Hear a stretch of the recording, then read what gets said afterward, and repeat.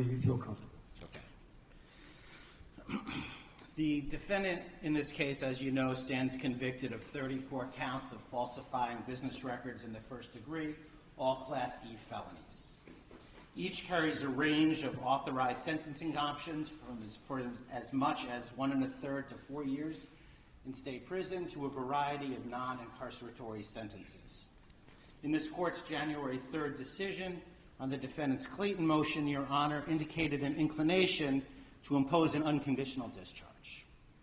Under all the circumstances of this case, its unique posture and the defendant's status as president-elect, the people recommend a sentence of an unconditional discharge. In finding the defendant guilty in this case, the jury necessarily found unanimously that the defendant falsified 34 separate entries in his business records with the intent to defraud, which included an intent to commit or conceal a conspiracy to promote his own election by unlawful means. Having presided over the trial, Your Honor is very familiar with the conduct, its seriousness, and the overwhelming evidence to support the jury's verdict. I'm certainly not going to rehash that now. In last week's decision on January 3rd, this court referred to the gravamen of the defendant's conduct, his criminal conduct in this case, as constituting, quote, premeditated and continuous deception.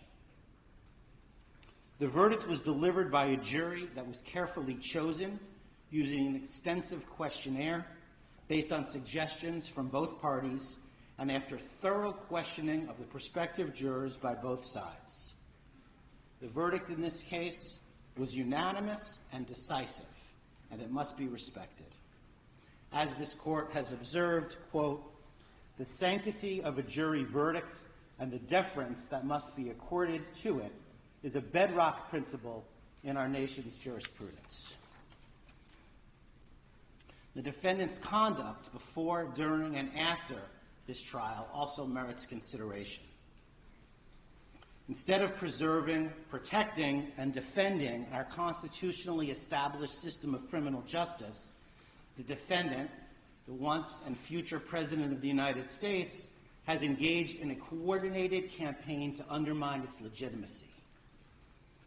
Far from expressing any kind of remorse for his criminal conduct, the defendant has purposefully bred disdain for our judicial institutions and the rule of law. And he's done this to serve his own ends and to encourage others to reject the jury verdict that he finds so distasteful. He has characterized these proceedings as corrupt, rigged, a witch hunt, or a sham too many times to tabulate. The defendant's rhetoric has only ratcheted up since this court's rulings on his motions to dismiss. He has been unrelenting in his unsubstantiated attacks upon this court and its family, individual prosecutors and their families, the witnesses, the grand jury, the trial jury, and the justice system as a whole. The defendant has not only been held in contempt by other jurists in other matters, but this court alone found the defendant in contempt for 10 distinct violations of the order restricting extrajudicial speech. In his legal filings, the defendant has used dangerous rhetoric in leveling accusations of intentionally unlawful and unconstitutional conduct on the part of this court and the prosecution. As this court has noted, the defendant's conduct, quote, constitutes a direct attack on the rule of law itself. Moreover, the defendant has publicly threatened to retaliate against the prosecutors who have sought to hold him accountable in this and other matters, and the courts who have endeavored to fairly and faithfully adjudicate these matters. Such threats are designed to have a chilling effect, to intimidate those who have the responsibility to enforce our laws, in the hopes that they will ignore the defendant's transgressions because they fear that he is simply too powerful to be subjected to the same rule of law as the rest of us. In his 2024 end-of-year report, United States Supreme Court Chief Justice Roberts warned of the dangers of such conduct. Quote, public officials, too, regrettably, have engaged in recent attempts to intimidate judges.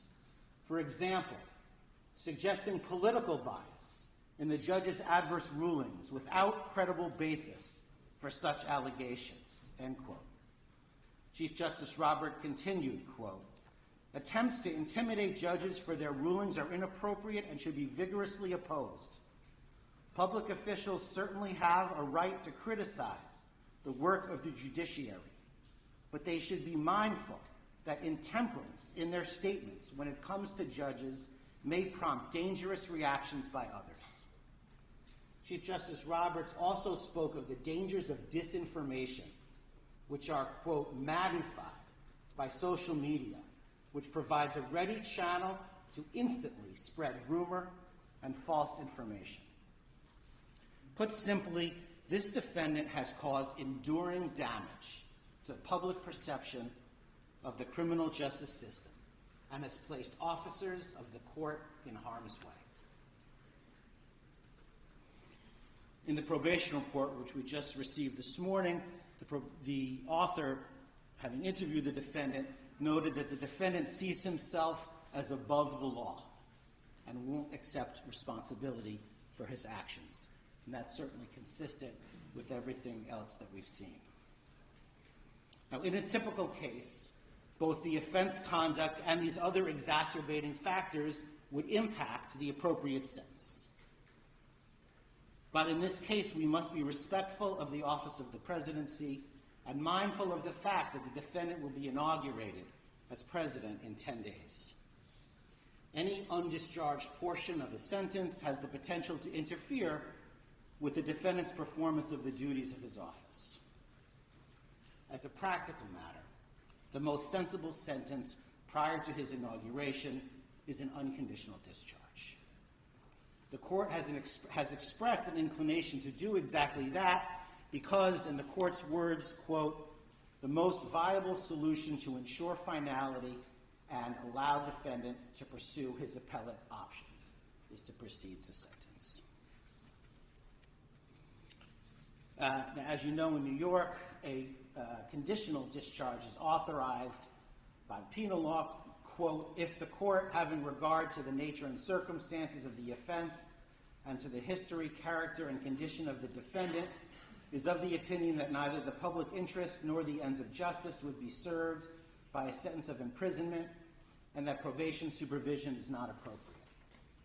An unconditional discharge is authorized if a conditional discharge is authorized and, quote, if the court is of the opinion that no proper purpose would be served by imposing any condition upon the defendant's release.